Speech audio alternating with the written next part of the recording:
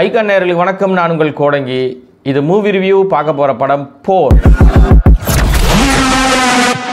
விஜய் நம்பியாருடைய இயக்கத்தில் அர்ஜுன் தாஸ், காளிதாஸ் ஜெயராம், பானு, சஞ்சனா இவங்கெல்லாம் சேர்ந்து நடிச்சிருக்கிற படம் தான் போர். இந்த படத்தோட ஒன்லைன் ஸ்டோரி என்ன அப்படின்னா, சின்ன வயசில் ரெண்டு நண்பர்கள் இருக்காங்க, அவங்களுக்குள்ள ஒரு பகை உருவாகுது. அது அப்படியே கல்லூரி வரைக்கும் வரும்போது அவங்க மறுபடியும் அந்த பகை வந்து ரொம்ப வன்மம் ஜாஸ்தி ஆகுது. இன்னொன்று பார்த்தீங்கன்னா, ரெண்டு ஹீரோயின் இருக்காங்க. ரெண்டு ஹீரோயின்களில் அவங்களுக்கு கல்லூரியில் வந்து பதவியை பிடிக்கணும், அந்த ஸ்டூடெண்ட் எலெக்ஷனில் நம்ம நம்ம கெத்து காமிக்கணுன்றதில் அவங்களுக்கு ஏற்படுற பகை.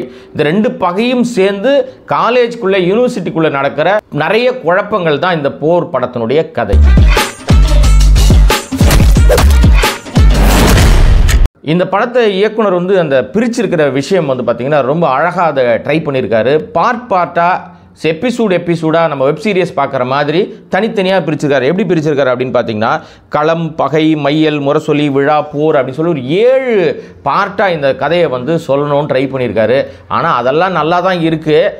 இன்னும் நிறைய பேசுகிறேன். இதுக்கப்புறம் நடக்க போகிறதுக்கு நான் பொறுப்பில்லை.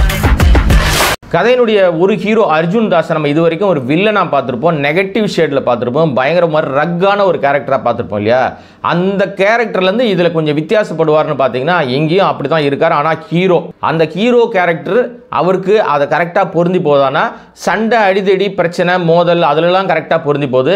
ஆனால் அந்த வந்து காதல்னு ஒரு விஷயம் வரும்போது, ரொமான்ஸ்னு ஒரு விஷயம் வரும்போது மருந்து கூட வரலங்க அவருக்கு. நீ பாட்டுக்கு இப்படி திடீர்னு நல்லவன் ஆயிட்டா நான் என்ன பண்றது? ரொம்ப முக்கியம். இப்போ காளிதாஸ் கதாபாத்திரம் அவர் வந்து மற்ற எல்லா விஷயத்திலும் கரெக்டாக இருக்கார். சண்டை, அடிதடி விஷயங்களில் கொஞ்சம் வந்து மைனஸ் இறங்குது. ரொமான்ஸ் இருக்கான்னு பார்த்தீங்கன்னா அங்கேயும் மருந்துக்கும் இல்லைங்க. நீ வளவிரிச்சா யார் வேணா மாட்டிடுவாங்களா? ஆல்மோஸ்ட் எல்லாரும் மாட்டாங்களா?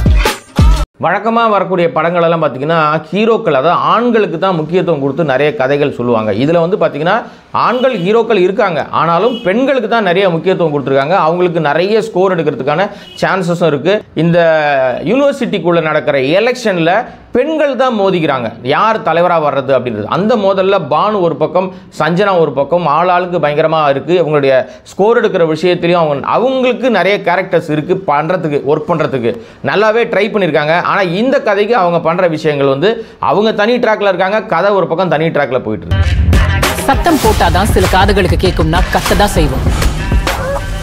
படத்தோட ப்ளஸ் என்ன அப்படின்னு பார்த்தீங்கன்னா, அர்ஜுன் தாஸும் காளிதாஸும் ரெண்டு பேருமே பெண்கள் ஈர்க்கிற மாதிரி அழகான சாமிங்கான ஒரு ஹீரோவாக இருக்காங்க. கதை என்ன சொல்லுதெல்லாம் மறந்துடுங்க, காட்சி சண்டைலாம் விட்டுருங்க. ஆனால் அழகாக இருக்காங்க. இவங்க பெண்கள் ரசிக்கலாம், அவ்வளோ சூப்பராக இருக்குது. என்னடா பெண்களுக்கு மட்டும்தான் ப்ளஸ் இருக்கா? அப்போ ஆண்கள் தானே நிறைய படம் பார்க்க வராங்க, அது யங்ஸ்டர்ஸ் தானே வராங்க, அவங்களுக்குலாம் இல்லையா அப்படின்னா நிறைய வந்து தேவதைகள் பட்டாளம் மாதிரி ஒரு கூட்டத்தை இறக்கி விட்ருக்காங்க. அதில் பார்த்தீங்கன்னா பானு ஒரு பக்கம், சஞ்சனா ஒரு பக்கம், நிறைய ஆட்கள் இருக்காங்க. இவங்க எல்லாருமே பார்த்தீங்கன்னா ஆண்கள் ரசிக்கிற மாதிரி இருக்காங்க. ஸோ இது மட்டும்தான் ரசனையான ஒரு விஷயமா நமக்கு தெரியுது. நல்லதுதான் சொல்கிறேன்.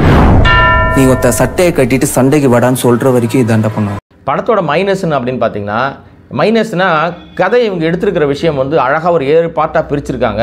அந்த 7 பார்ட்டை வெப் சீரிஸ்க்கான ஒரு கண்டென்ட் எடுத்து சினிமாக்குள்ளே கொடுக்கணும்னு ட்ரை பண்ணியிருக்காங்க பாருங்க, அதுதான் மைனஸ் ஆகி போச்சு.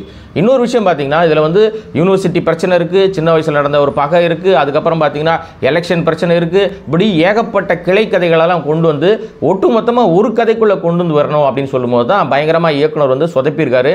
திரைக்கதையில் எல்லாத்தையும் தொற்றுக்காரு, ஆரம்பிக்கிறாரு, முடிக்க முடியல.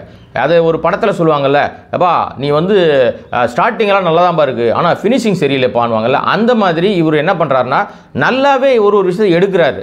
ஸோ அந்த திரைக்கதையில் விட்ட கோட்டையினால் படம் நமக்கு வந்து பயங்கர போராக போகுது.